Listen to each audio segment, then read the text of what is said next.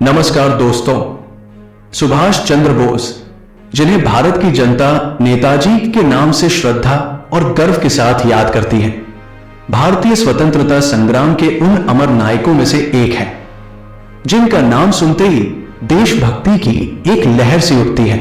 उनकी कहानी केवल एक व्यक्ति की जीवनी नहीं, बल्कि एक ऐसे क्रांतिकारी आंदोलन की गाथा है जिसने भारत के स्वतंत्रता संग्राम को नई दिशा और ऊर्जा दी। नेताजी और उनकी आजाद हिंद फौज की कहानी साहस, बलिदान और अटूट विश्वास की कहानी है जो आज भी हर भारतीय के दिल में गूंजती है।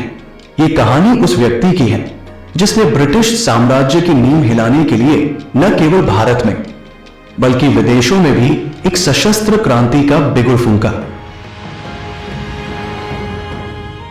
सुभाष चंद्र बोस का जन्म 23 जनवरी 1897 को ओडिशा के कटक में एक समृद्ध और शिक्षित बंगाली परिवार में हुआ था। उनके पिता जानकीनाथ बोस एक प्रसिद्ध वकील थे और मां प्रभावती देवी एक धार्मिक और संस्कारशील महिला थी। सुभाष बचपन से ही असाधारण प्रतिभा के धनी थे। उनकी प्रारंभिक शिक्षा कटक में हुई और बाद में वे कोलकाता के प्रेसिडेंसी कॉलेज में पढ़े। उनकी बुद्धिमत्ता और देश के प्रति प्रेम तब स्पष्ट हो गया जब उन्होंने एक ब्रिटिश प्रोफेसर के खिलाफ अन्याय का विरोध किया और कॉलेज से निलंबित हो गए। इसके बाद वे कैम्ब्रिज विश्वविद्यालय गए जहां उन्होंने दर्शन शास्त्र में डिग्री हासिल की। 1920 में उन्होंने भारतीय सिविल सेवा ICS की परीक्षा दी और चौथा स्थान प्राप्त किया।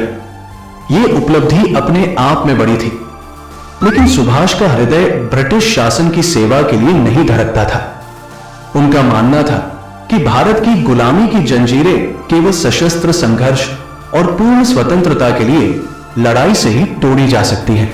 इसलिए उन्होंने ICS की नौकरी ठुकरा दी और भारत लौटकर स्वतंत्रता संग्राम में कूद पड़े। 1920 के दशक में सुभाष भारतीय राष्ट्रीय कांग्रेस में शामिल हुए। उस समय कांग्रेस स्वतंत्रता संग्राम का प्रमुख मंच थी और सुभाष जल्द ही अपनी तेज तर्रार और क्रांतिकारी सोच के लिए प्रसिद्ध हो गए। वे युवाओं के बीच बेहद लोकप्रिय थे क्योंकि उनकी बातों में जोश, जुनून और भारत को आजाद कराने का स्पष्ट दृष्टिकोण था। वे देशबंधु चित्तरंजन दास के शिष्य बने और कोलकाता में स्वराज पार्टी के कार्यों में सक्रिय रहे। 1928 में जब कांग्रेस ने पूर्ण स्वराज की मांग को स्वीकार किया, सुभाष इसके प्रबल समर्थक थे। वे गांधी जी के अहिंसक आंदोलनों का सम्मान करते थे, लेकिन उनका मानना था कि केवल सविनय अवज्ञा और सत्याग्रह से ब्रिटिश शासन को उखाड़ना मुश्किल है। 1938 और 1939 में सुभाष कांग्रेस के अध्यक्ष चुने गए। उनके नेतृत्व में कांग्रेस ने अधिक आक्रामक रुख अपनाया, लेकिन गांधी जी और अन्य नेताओं के साथ वैचारिक मतभेद बढ़ गए। सुभाष पूर्ण स्वतंत्रता के पक्षधर थे, जबकि गांधी जी डोमिनियन स्टेटस जैसे समझौतों पर विचार करने को तैयार थे। इस मतभेद के कारण सुभाष ने 1939 में कांग्रेस छोड़ दी और अखिल भारतीय फॉरवर्ड ब्लॉक की स्थापना की। यह संगठन सशस्त्र संघर्ष और समाजवादी विचारधारा को बढ़ावा देता था। 1941 में सुभाष ने एक ऐसा कदम उठाया जिसने ब्रिटिश सरकार को हिलाकर रख दिया। उस समय ब्रिटिश सरकार ने उन्हें कोलकाता में नजरबंद कर रखा था, लेकिन सुभाष अपनी मातृभूमि की आजादी के लिए इतने दृढ़ थे कि उन्होंने नजरबंदी से भागने का साहसिक फैसला किया। 16 जनवरी 1941 की रात वे अपने घर से एक पठान के वेश में निकले। उन्होंने अपने भतीजे शिशिर बोस की मदद से कोलकाता से पेशावर तक का सफर तय किया। वहां से वे अफगानिस्तान और फिर सोवियत संघ के रास्ते जर्मनी पहुंचे। यह यात्रा अपने आप में एक साहसिक गाथा थी, क्योंकि ब्रिटिश खुफिया एजेंसियां उनकी हर गतिविधि पर नजर रख रही थी। जर्मनी में सुभाष ने हिटलर और अन्य नाजी नेताओं से मुलाकात की और भारत की आजादी के लिए समर्थन मांगा। उन्होंने फ्री इंडिया सेंटर की स्थापना की और आजाद हिंद रेडियो शुरू किया, जिसके जरिए वे भारतीयों तक अपनी आवाज पहुंचाते थे। लेकिन जर्मनी का समर्थन सीमित था, क्योंकि नाजियों के अपने सामरिक हित थे और भारत की आजादी उनकी प्राथमिकता नहीं थी। सुभाष को जल्द ही एहसास हुआ कि उन्हें और बड़े मंच की जरूरत है। द्वितीय विश्व युद्ध के दौरान जापान मित्र राष्ट्रों एलाइज के खिलाफ लड़ रहा था और दक्षिण पूर्व एशिया में उसका प्रभाव बढ़ रहा था। सुभाष ने जापान को अपने मिशन के लिए बेहतर सहयोगी माना। 1943 में उन्होंने एक और साहसिक यात्रा शुरू की। वे एक जर्मन पनडुब्बी से मेडागास्कर पहुंचे और वहां से एक जापानी पनडुब्बी के जरिए जापान गए। ये यात्रा युद्धकाल में अत्यंत जोखिम भरी थी, लेकिन सुभाष के लिए कोई जोखिम उनकी मातृभूमि की आजादी से बड़ा नहीं था। जापान में सुभाष ने दक्षिण पूर्व एशिया में बसे भारतीय प्रवासियों और ब्रिटिश सेना के युद्धबंदी भारतीय सैनिकों में आजादी की एक नई ललक देखी। ये सैनिक ब्रिटिश भारतीय सेना का हिस्सा थे, लेकिन युद्ध में जापानियों द्वारा बंदी बनाए जाने के बाद उनके दिल में भारत के लिए स्वतंत्रता की आग जल रही थी। सुभाष ने इस अवसर को पहचाना और 1943 में सिंगापुर में आजाद हिंद फौज इंडियन नेशनल आर्मी ईना का पुनर्गठन किया। आजाद हिंद फौज की नींव 1942 में रास बिहारी बोस ने रखी थी, लेकिन यह नेताजी के नेतृत्व में ही एक संगठित, शक्तिशाली और प्रेरणादायक सैन्य बल बनी। 4 जुलाई 1943 को सिंगापुर के टाउन हॉल में सुभाष ने हजारों भारतीयों को संबोधित किया। उनका भाषण इतना ओजस्वी था कि लोगों में जोश और उत्साह की लहर दौड़ गई। उन्होंने कहा, तुम मुझे खून दो, मैं तुम्हें आजादी दूंगा। यह नारा भारतीय स्वतंत्रता संग्राम का एक ऐसा प्रतीक बन गया जो आज भी गूंजता है। फौज का ध्येय था जय हिंद, जो बाद में भारत का राष्ट्रीय अभिवादन बना। सुभाष ने फौज को संगठित करने के लिए दिन रात मेहनत की। उन्होंने सैनिकों को प्रशिक्षण, हथियार और रणनीति प्रदान करने में कोई कसर नहीं छोड़ी। आजाद हिंद फौज में युद्धबंदी सैनिकों के अलावा सिंगापुर, मलाया, बर्मा और अन्य दक्षिण पूर्व एशियाई देशों में बसे भारतीय प्रवासी शामिल हुए। इनमें व्यापारी, मजदूर और सामान्य नागरिक थे जो अपनी संपत्ति, समय और जीवन तक भारत की आजादी के लिए समर्पित करने को तैयार थे। सुभाष बोस ने यह भी समझा कि स्वतंत्रता संग्राम में महिलाओं की भागीदारी उतनी ही महत्वपूर्ण है। उन्होंने रानी झांसी रेजिमेंट की स्थापना की, जो पूरी तरह से महिलाओं का सैन्य दस्ता था। इस रेजिमेंट का नेतृत्व कैप्टन लक्ष्मी सहगल ने किया, जो एक डॉक्टर थी और स्वतंत्रता संग्राम में सक्रिय रूप से शामिल हुई। रानी झांसी रेजिमेंट में युवा महिलाएं और लड़कियां थीं, जिन्होंने न केवल युद्ध प्रशिक्षण लिया, बल्कि चिकित्सा सेवाओं, प्रचार कार्यों और रसद प्रबंधन में भी योगदान दिया। यह उस समय के लिए एक क्रांतिकारी कदम था, क्योंकि भारतीय समाज में महिलाओं को युद्ध के मैदान में उतरते देखना असामान्य था। रानी झांसी रेजिमेंट ने न केवल भारत में बल्कि विश्व स्तर पर यह संदेश दिया कि भारतीय महिलाएं भी अपनी मातृभूमि के लिए बलिदान देने को तैयार हैं। 21 अक्टूबर 1943 को सुभाष बोस ने सिंगापुर में आजाद हिंद सरकार की स्थापना की। यह एक अस्थायी स्वतंत्र भारतीय सरकार थी, जिसका उद्देश्य भारत को ब्रिटिश शासन से मुक्त कराना और भारतीयों को एकजुट करना था। इस सरकार को जापान, जर्मनी, इटली और कुछ अन्य धुरी राष्ट्रों, एक्सिस पावर्स ने मान्यता दी। आजाद हिंद सरकार ने अपनी मुद्रा, डाक टिकट और प्रशासनिक व्यवस्था शुरू की। सुभाष ने स्वयं को इस सरकार का प्रधानमंत्री, रक्षा मंत्री और विदेश मंत्री घोषित किया। उन्होंने अपने मंत्रिमंडल में विभिन्न समुदायों के प्रतिनिधियों को शामिल किया, ताकि यह सरकार सभी भारतीयों का प्रतिनिधित्व कर सके। आजाद हिंद सरकार ने भारतीयों में स्वशासन और आत्मनिर्भरता की भावना को मजबूत किया। आजाद हिंद फौज ने जापानी सेना के साथ मिलकर ब्रिटिश सेना के खिलाफ सशस्त्र अभियान शुरू किए। 1944 में फौज ने इम्फाल और कोहिमा की लड़ाई में हिस्सा लिया। यह अभियान पूर्वोत्तर भारत में मणिपुर और नागालैंड के क्षेत्रों में लड़ा गया। सैनिकों ने दिल्ली चलो का नारा बुलंद किया और भारतीय धरती पर ब्रिटिश सेना से मुकाबला किया।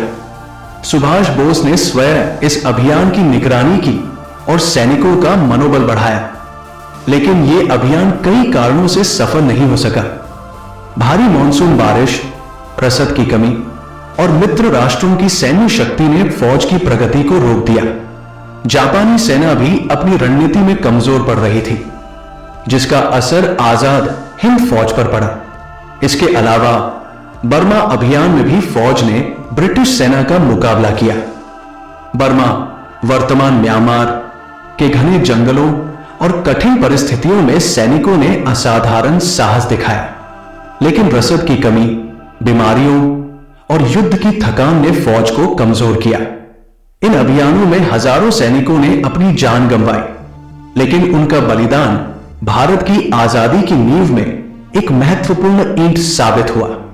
1945 में जैसे जैसे द्वितीय विश्व युद्ध अपने अंत की ओर बढ़ा, जापान और धुरी राष्ट्र हार की कगार पर थे। आजाद हिंद फौज को भी भारी नुकसान उठाना पड़ा। कई सैनिक बंदी बनाए गए और फौज का संगठन कमजोर पड़ गया।